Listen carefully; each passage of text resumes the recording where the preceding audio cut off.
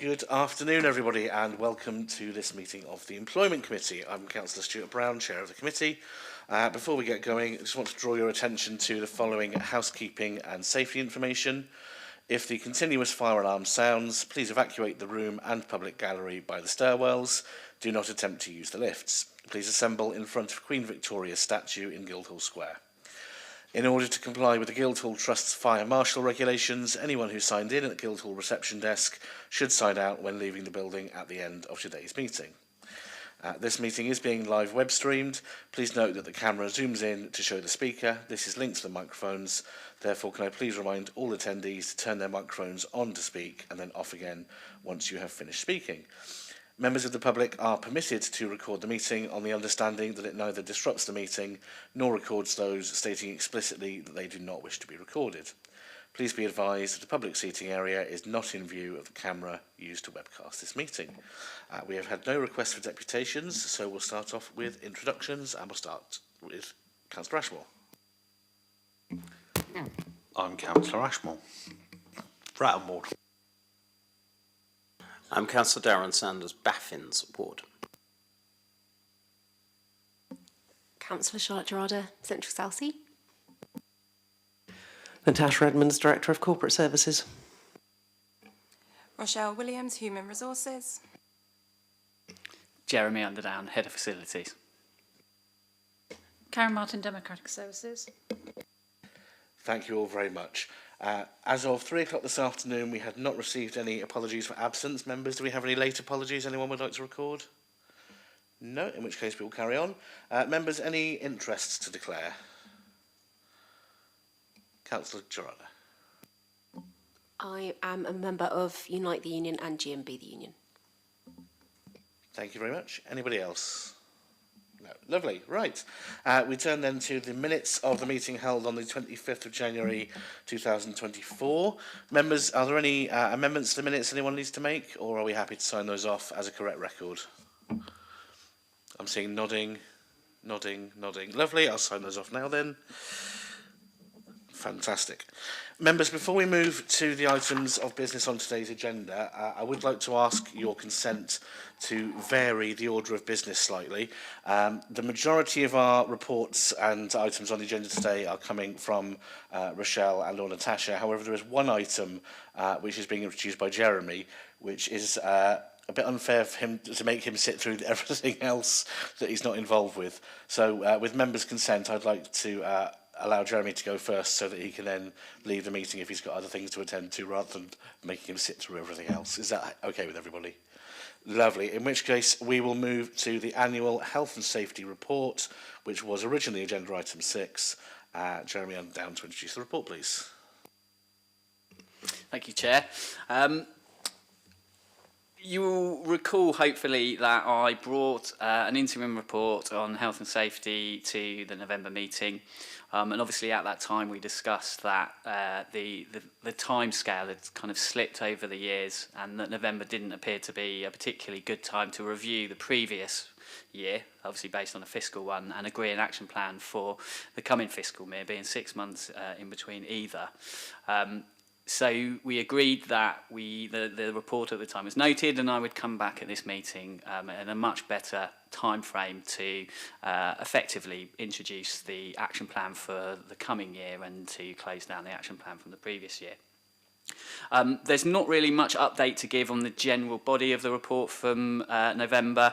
I've included in there, as you would have noted, some further information on fire training courses that was requested at the time.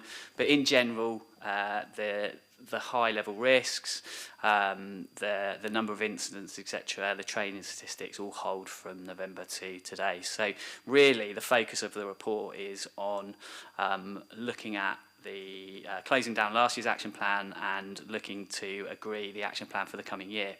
The noticeable difference is that the action plan for next year removes some of those business as usual activities that always get marked as ongoing because it's our day-to-day bread and butter business. And it's really focused on some tangible actions that will really improve the performance of the health and safety team and service across the organisation, and obviously with that, the health and safety of the organisation at large. The focus heavily really going into the next year is to look at how we can provide a much more streamlined service between the health and safety team and the organisation at large, digitising our processes so that forms can be submitted online and not have to be paper copy. That will ensure that essentially people can report easily, but also has the much added benefit of us being able to provide some real-time and greater data analysis of health and safety across the organisation. I think the biggest challenge that we have, and you can note from last year's action plan into this year's, is that this year we really do need to focus on the audit programme across the organisation.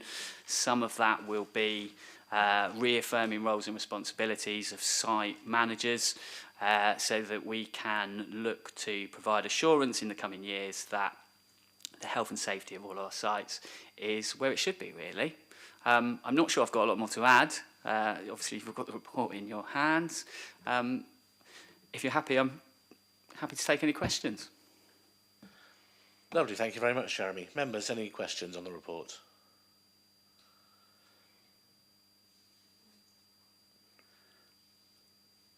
No? Okay, in which case, members, the report is for noting. Are we agreed that that report is noted? Lovely, thank you very much. Thank you very much. Jeremy, you're welcome to stay for the rest of the meeting, but obviously if you want to sleek off and get back to your day job, you're more than welcome to. It's very kind of you. Thank you very much. Thanks. Okay, so we move back onto the rest of the agenda in the order it appeared originally. So we move to pay policy statements 24-25. I'd like to ask Rochelle to introduce the report, please. Thank you. As mentioned, this is the pay policy statement 24-25, and although this is projecting looking forward, the data is actually captured as at March 23. The purpose of the report is to provide more transparency and accountability, and within the report we're expected to know any fundamental changes that we foresee coming for the next financial year. The only points to note really in there is that the methodology is given to us. It's a statutory report, so everyone reports in the same way and they're all published in the same way. In 2.1, we reaffirm our position to the living wage because that's something we see moving forward. And the only other new information in there is the introduction of a spot salary for the Chief Executive's position following successful recruitment last year. No other significant aspects that I need to draw members' attention to, but happy to take questions. Thank you very much, Rochelle. Members, any questions on the pay policy statement? This might end up being a faster meeting than I thought. So members, we're being asked to approve the pay policy statement as attached to the report to Appendix 1, which I believe is pages 11 through 15 in the agenda pack, and agree that it go forward for approval by full council, which would go to full council on Tuesday next week. All those in favour? Any against? Carried and con. Thank you. I shall move on back to Rochelle again for the sickness absence biannual report, please. Thank you. So again, I think this report's kind of well versed within this committee now, so I won't take you through all of it because it's a format that you've all previously agreed. Overall attendance levels have reduced slightly to 9.75 average days per person, but overall they're reasonably consistent. We had a look from the exact reporting period of this year and last year, and based on that we're 576 days less this year than the last reporting period, so we could expect like for like in terms of the types of illnesses that people get at this time of year. Psychological reasons, stress, anxiety, depression remain the highest ranked reasons when they're grouped together, and we give you a breakdown into the areas where those are in the specific roles. Those roles haven't changed significantly since the last reporting period. We have seen an increase in heart disorders and cancers and tumours since the last report, and this has been a particular area of focus in the wellbeing area for us to target awareness campaigns essentially and provide some support for staff in harder to reach areas. So working in collaboration with Public Health, University of Portsmouth and Health and Care Portsmouth, we've run a programme of blood pressure checks in various locations across the city. So we've managed to target 150, and although the numbers aren't significantly high, they're areas that they're not civic-centric, where people within the civic have access to online resources and would speak to their GPs regularly. So those health checks have gone down really well, and we've also been promoting early intervention in cancer screening, reaffirming our organisation's position, because there is some wording in the Green Book, which is 20, 30 years old, that's slightly out of date as to where we are with cancer screening now. So we've been working with public health to reaffirm where we are, because obviously early intervention can be life-saving, but also from a practical level, reduce the length of time that people are absent from work, hopefully. Section 6, we focus on quite heavily on all of the things that we're doing within HR to support attendance in the workplace. And one of the things I wanted to draw your attention to, because it's gone down really well, is the VivUp Employee Benefits Platform. And as part of that, we've got access to an online GP service. And it's a crucial time when people are finding it really difficult within the city to gain access to a GP. Being able to go online and get access within 24, 48 hours at a time that suits you, immediately get a prescription. We've had such positive feedback, so that's gone down really, really well with staff, and again is also helping for us to improve our overall offer to staff. For other areas of focus, our events to continue to take place in the harder to reach areas, and encourage take up of the VivUp portal in those areas, because that's really where we're ploughing all of our energy. We've also got Your Care on there, which is an online tool to be able to track your well-being, essentially. So you can put in some data about yourself, and it signposts you to well-being information and health information, or recommends if you should be seeing someone in the medical world. And what we've realised is we've got really high take-up, but again, it's our green and clean areas, some of our housing offices, so we've been going out to those stations whilst doing the other health checks and really pushing for people to gain access to that. But overall, no significant messages other than the positive news that we're focused on the overall well-being of our workforce and how that can hopefully improve attendance longer term. But any questions? Thank you, Rochelle. Members, any questions? Councillor Sanders. Thank you. Just a couple of things. Firstly, with regards to COVID, now ranking 7th, if someone comes in and they haven't got a positive test, but later on they can find one, does them being diagnosed with respiratory illness change to having COVID? Yes, if someone confirms that they've got a test confirming that they've had COVID, we will record it as COVID, but we are no longer self-assessing that from the individual. So if you haven't taken a test because you're not required to in the role that you work in, then it would just go down as respiratory. Okay. Do we have any confidence that we know exactly how much COVID we've got in the organisation then? No, because we're not asking people to test in the majority of cases. Only in our vulnerable working areas is it a requirement to test. What we do have is if you've got an illness that is contagious in any way, shape or form, you're encouraged to work from home wherever possible, okay, or to take precautions, but we're not specifically monitoring COVID because we've been asked by Public Health England not to do so and to treat it as part of any other contagious ailment that people may get in the workplace. Okay, that answers my... I've got a question then, something else, for after everyone has asked anything. In which case I shall come back to you, Councillor Gerarda. Thank you, Chair. I had a couple of questions. Under 5.12, I just wondered if we knew how many musculoskeletal absences are due to injuries caused inside the workplace. That was one of my questions.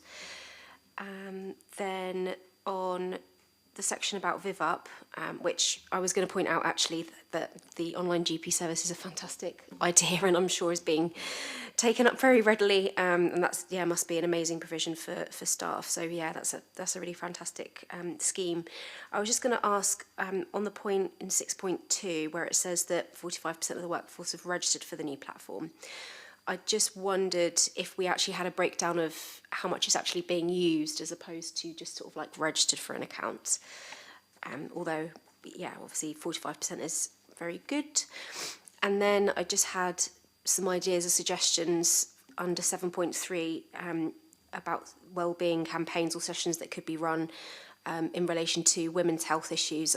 It's great that there's a session on supporting menopause at work, but just some other things that come up quite commonly for women, miscarriage and baby loss, and also endometriosis, because for a lot of women, they won't have a diagnosis and they'll be continuously unwell and need to take time off work, and often it's because they don't have that condition diagnosed. So yeah, it might be helpful in trying to understand, raise awareness of it as an issue, basically. Thank you. I'll try and take those through, but remind me if I miss one. In terms of musculoskeletal, we don't record that separately on the system, whether it's workplace or not workplace, but previous analysis has shown that it's not being related to work-related roles, but what that would come up under is the health and safety report, because we would have to report it as an accident at work, so we would be getting those stats through from Jez, who we let go early, would be able to feed that back in, but we would loop that back round if there was a trend there in that case. And there also wasn't specific, there was no data to suggest that it was linked to hybrid working, so people you hear in the news sort of working on beds or, you know, in strange places. We hadn't seen any peaks and troughs there. One thing on the GP service, which I didn't mention, it's also available for families, for the staff members' dependents as well. So in terms of those with caring responsibilities, it's gone down really well there. VivUp, yes, we have all of the data, but we have to write these reports so far in advance of coming to the meeting. We didn't have enough data from launch to come to this report, so we will feed that into the next report. What we can see, it's the highest take-up of engagement that VivUp have used in a local authority, so they're really pleased with our engagement levels generally. But what we can see is when we communicate via our colleagues in the comms department, something that our staff clearly find interesting, we see a huge peak in people logging on and using it. So recently we've gained access to free will writing, and it's a bit morbid, but free will writing service from a local solicitors firm. And the day that we communicated that, our hits on VivUp soared. So we can see that it's being used, but we should have more data in the next meeting in exactly what people are using and how many hits on everything. So we can see everything, yeah. Women's health, absolutely. We can note that down and take that away. We've done some things in the past, but I don't think we've done anything specific on the areas that you've mentioned, so I can certainly take that forward. That's not an issue. And was there another question? No, that's it. Fantastic, thank you very much. And I think it's probably worth pointing out as well on the MSK issue, we previously had agreed to change the way that MSKs were reported. That's now going to take effect from the next report, isn't it? So that there's consistency between the statistics. So members who might be wondering, hang on, we changed that, why hasn't it changed? That's the reason why. Councillor Sanders, I know you wanted to come back in, but before you do, Councillor Ashmore, any questions? Lovely. Councillor Sanders. Thank you very much, Stuart. I wanted to change one of the recommendations, if that's all right. As all local councils are being asked to become more productive and have a productivity plan, I'm delighted to see that we are 576 working days more productive because we've got people here, because sickness absence is down by that amount of money. That's 1.5 years, or 1.57 years if you want to be pedantic. So what I wanted to do in bullet point 1 was to replace the word note with welcome, replace the word change with reduction, and after the word insert the word overall, because I think that's encouraging and will hopefully keep people going. Rather than just noting a change, it would be nice to welcome a reduction. So you would like for that to read, welcomes the overall reduction in absence levels across the organisation? Correct. Members, any objections? Officers, any objections? I'm not expecting any from officers, I tell you. Then, in which case, I'm happy for us to have that as the change to the recommendation. Can you capture that? Lovely. If there are no further questions, then we'll move to the 3 as amended recommendations to welcome the overall reduction in absence levels across the organisation, to note the levels and causes of sickness absence across the council and by directorate, and to note the activities and interventions undertaken to support attendance and improve health and well-being. Members, are we happy with all 3 of those? Yep. Fantastic. Thank you very much. That brings us back to Rochelle again for the Gender Pay Gap Report 23-24. Thank you. And I'm sure the committee is familiar with this report as well. So this is another statutory report that we're required to produce in a very specific format.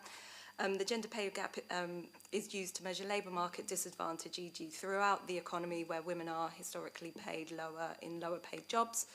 It's also used as a measure of workplace disadvantage. So within an organisation, women are concentrated in lower paid jobs. This is where the government wants to see action at workplace level to impact the overall labour market. So that's where our action plan is focused on. And finally, the report seeks to measure the difference between the individual earnings of a man and a woman. And it should be noted that a difference does not necessarily mean that a woman is missing out on equal pay or is entitled to equal pay. To be entitled to equal pay, you would need to be employed by the same organisation undertaking work of equal value. And within PCC, we are confident that we have robust mechanisms to ensure that staff are paid equally for work of equal value. We also have robust policies in place to support staff manage their external responsibilities, which are often considered reasons why women don't progress in the workplace as quickly as men do.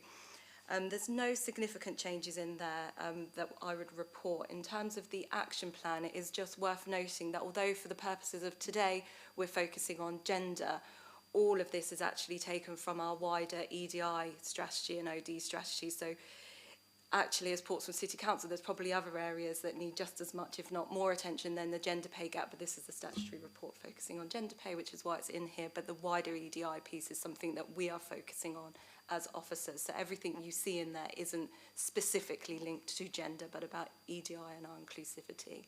But any questions, I'm happy to answer those. Members, any questions? Councillor Sanders. One question and one comment, if I may, Stuart. With regards to bonuses, which are significantly high in terms of the bonus pay gap, is that a structural thing in terms of it relates to the jobs that exist, or is that just reflective of the culture that exists within the organisation?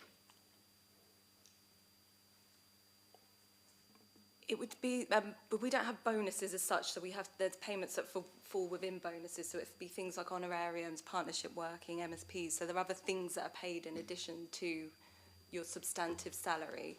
And it would really be based on job level, so where the evidence was available that those jobs require that, and where the evidence was available, it would be applied to everyone within that job. But where we are 70% female workplace and 30% male dominated workplace, then we predominantly have larger groups of women in roles which wouldn't ordinarily attract things like market supplements because they're in the lower end. So you could expect to see more men concentrated within those areas. But again, there are robust mechanisms in place to ensure that every single payment is necessary and is reviewed regularly and is applied to everyone within the job role that is within scope.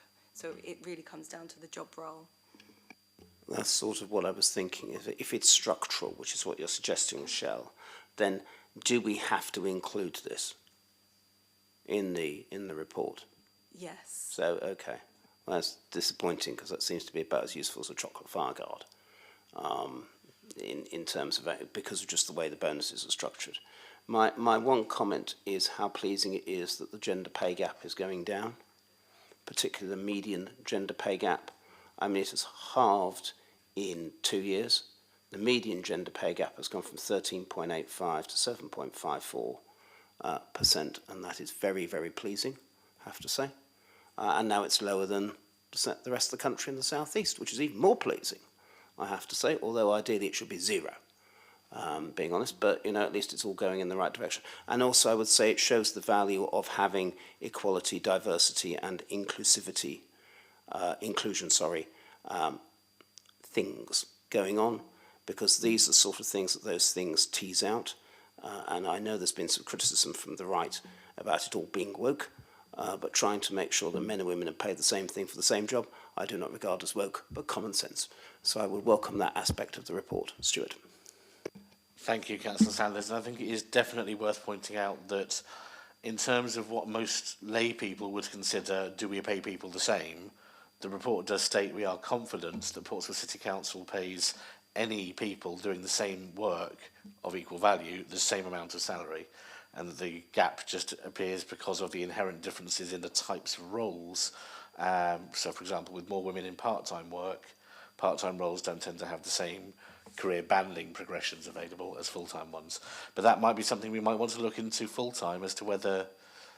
Did you want to come in on that, Natasha?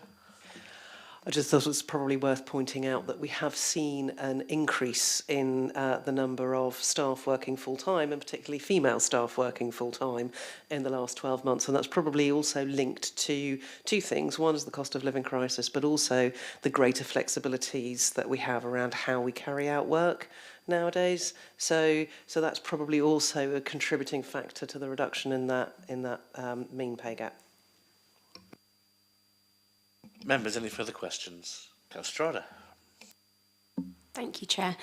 I just had a question around flexible working, actually, and the data around going from full-time to part-time. I just wondered if we have any data on the number of requests that have gone in for a drop from full-time hours to part-time hours to sort of accommodate flexible working and balance family life and that sort of thing.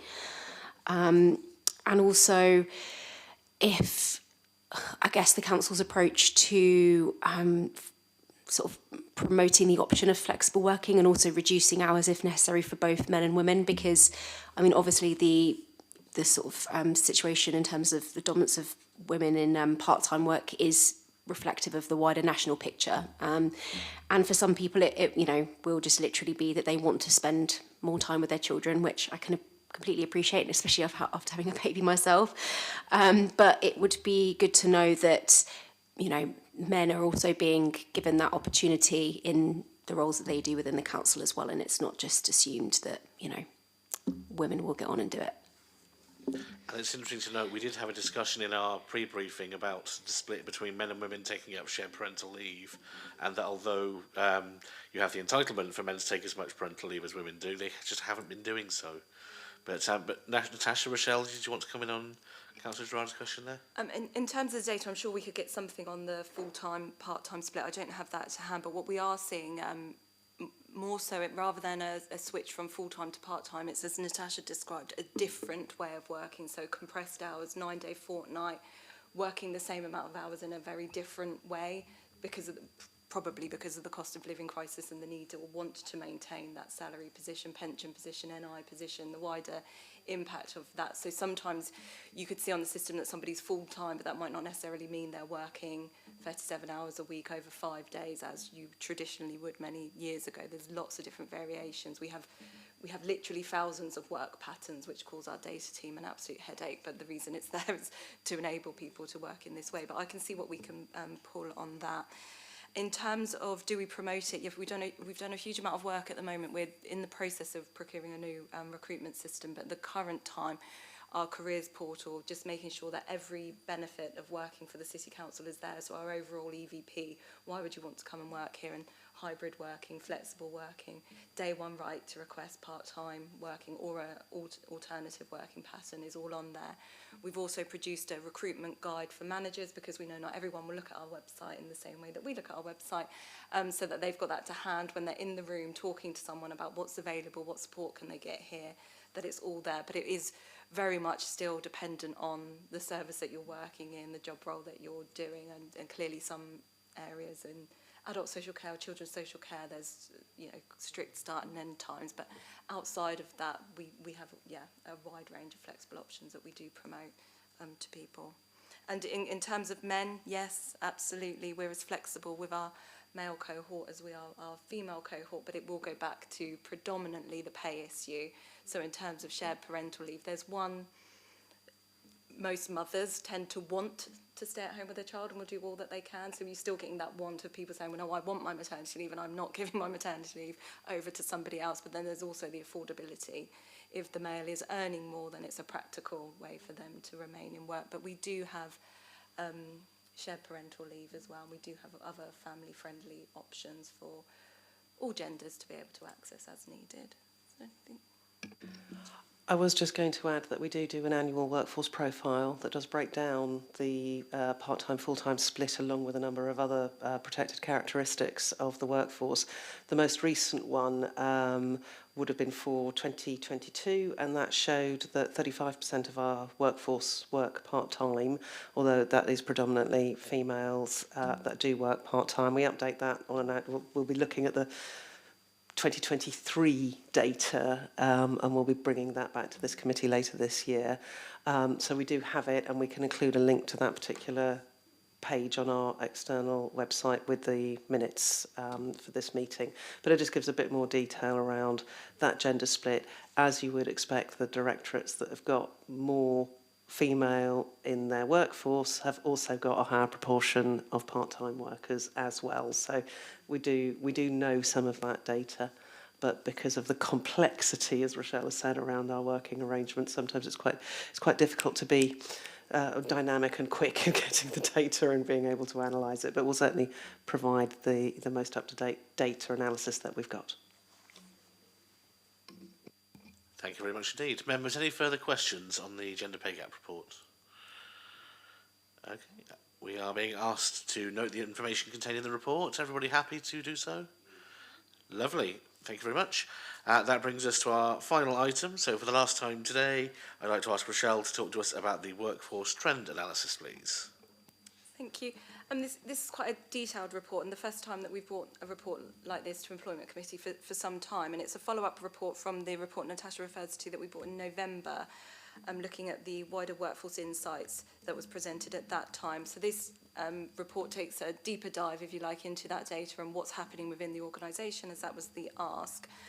So we were asked to look at turnover, and we've done so, and the details are included within the report. The areas with highest turnover are EPT, culture, public health, and children, families and education. It should be noted public health have come up there purely because of the size of public health. So there's no huge concerns in public health that we have a mass exodus. It's just they're so small that I think 4 people left, and it made the figures really distorted. EPT had a TUPE out of the organisation, so again that can impact on the figures, and they also employ some of the safer travel where you do see that turnover, so school crossing patrol and passenger assistance. And culture come up because they do quite heavily rely on fixed term or short term contracts because of seasonal work, so that can explain some of the reasons. We focused on there and some of the age brackets that, you know, in an ideal world, we would be looking to secure and retain in the workplace, because obviously you're going to get some turnover. We need some turnover. And we've drawn your attention in the report to the areas where there's perhaps areas of concern. As an organisation, 76% of our recruitments last year were permanent, and 24% of those were temporary in nature. So 24% of our roles that we were advertising were only ever going to be temporary. So as you can imagine, if you're recruiting people into those roles, you get partway through them, they start looking for an alternative role. So you can see an increase in turnover purely because of the way that we're operating as well. It notes the difference in our workforce is predominantly female, so it's unsurprising that there are more female terminations in 2023 than there are male terminations, but that actually percentage-wise it's kind of like for like when you look at the numbers that we've got in each area. So there's no significant differences there, other than when we tend to see men leaving the organisation later in their working life than women. That potentially has got some link to the caring, dependence and what's happening in that space. Section 4.12 provides more details of the areas with the highest staff and ratios of the 55 to 59, so where we're losing people at that age. And Section 5 provides an overview of what's happening in the wider external labour market, and this summary confirms that turnover is high across all sectors, and the average for public services was 21% at the same reporting period of us. So we're not the only people feeling the pain of turnover out there, we're not unique. It's widely acknowledged that the public sector is experiencing talent shortages and recruitment and retention issues, and the LGA predict that the employee-employer relationship is likely to be unsettled around pay, flexible working, talent retention and management, which we're seeing again in our negotiations around pay at the moment, likely to be elongated with the negotiations. Section 6 summarises the issues specifically at PCC. And in summary, there are professions where there are simply too few qualified individuals within the labour market to meet the demand, and those areas are areas that you see the pain, we feel the pain as our social workers and our regulatory services specialists. There's also professions where PCC has difficulty recruiting because pay levels are adrift from our competitors, such as the NHS and the private sector, for areas such as IT and digital and legal. So the real competitors on our doorstep are simply paying more. Section 7 looks at the pressures on local pay, and in summary there are pressures on the pay structure at PCC. The pay line is not related to market pay, so as market pay continues to rise, our pay line continues to become further adrift. therefore impacting on our recruitment and retention. We are still very much in a candidate-led market, and candidates are often choosing between several roles when they're applying, and so it can come down to the flexible working, the hybrid working, all of the additional extras when people are making those decisions. So it's really important we continue to focus on our overall employee value proposition. Section 8 provides an overview of our demographic of Portsmouth. So we had a look at the ONS data because actually we're quite a young city, we're a university city, to see how our demographic compared to our actual labour market, the people that we should be looking to draw on, and there is a difference there. We're not currently reflecting our local demographic. And then we list at the end of the report the actions that we're taking within HR to address some of these issues. And these aren't the first time we've pulled these together for the purposes of this report. It all links back to the gender pay gap action plan that we pulled together as well. This was part of the overall workforce and OD strategy that I think we first presented to members and directors about 18 months ago, nearly 20 months ago, in terms of identifying what the crisis was and what we needed to do. And that's where we've seen things like VivUp and using our data in the wellbeing space and all of the values-based recruitment, our values and behaviours framework and all of those things. So it just gives you a broad overview of everything that's being done to try and target that outside of the pay area, because that's not within our gift. So just focusing very much on the employee value proposition and how we can become an employer of choice. So if there's any questions in the report, and indeed if you want to see this as an annual report following Natasha's broader insights piece, we can note that down as part of the annual calendar. I think that'd be very useful, thank you. I've got one question myself. Let's say, for example, someone employed by Portsmouth City Council changes role within the organisation. How does that affect turnover figures? Are they classed within the turnover even though they're staying within the organisation? Do they count as a leaver and a joiner, or is it just neutrally reported?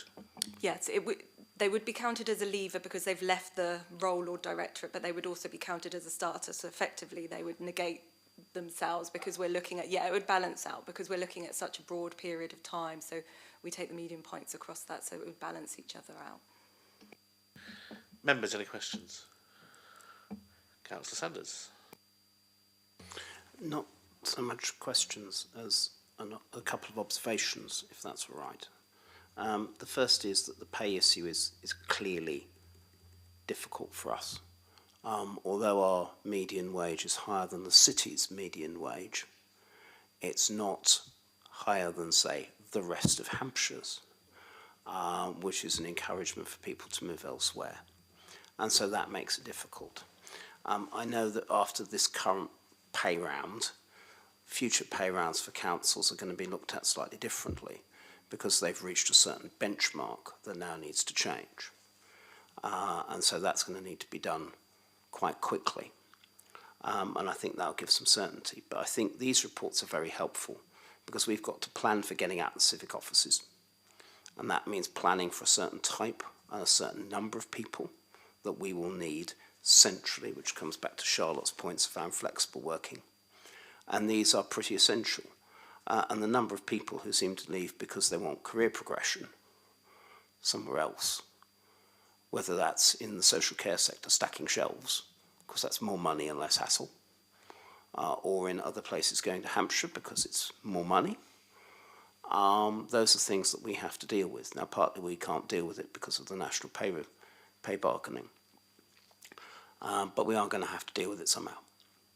And I think that's important going forwards if we're going to retain staff, particularly in the care sector, which, as we know, is a nightmare because politicians have failed it for decades.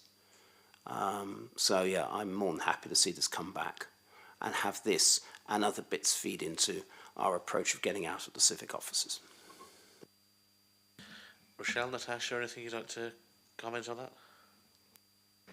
No, I think as has already been identified, this forms part of a much bigger picture of how we run the organisation to deliver what is the best for our residents. We need a workforce that to deliver services because we are very people focused in terms of what we do as a local authority. So actually having a focus on our people, making sure that they are the best version of themselves when they come to work, and that we can enable that, and that they are paid fairly for the work that they do, is only ever going to be a better thing for our communities, recognising that over 50% of our workforce are actually our local residents and our communities. So it's a double whammy. So I welcome the committee's interest in this and the recognition of the importance of our workforce. Thank you.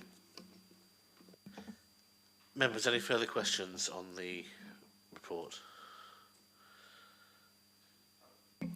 No questions, but just a comment and just to say I think it's really good that on section 10 there it says most employees rated PCC as a good employer, and it feeds back things that they have rated high, like the hybrid working, the sick pay, the work-life balance, and the fact that we've been speaking about the VivUp thing there.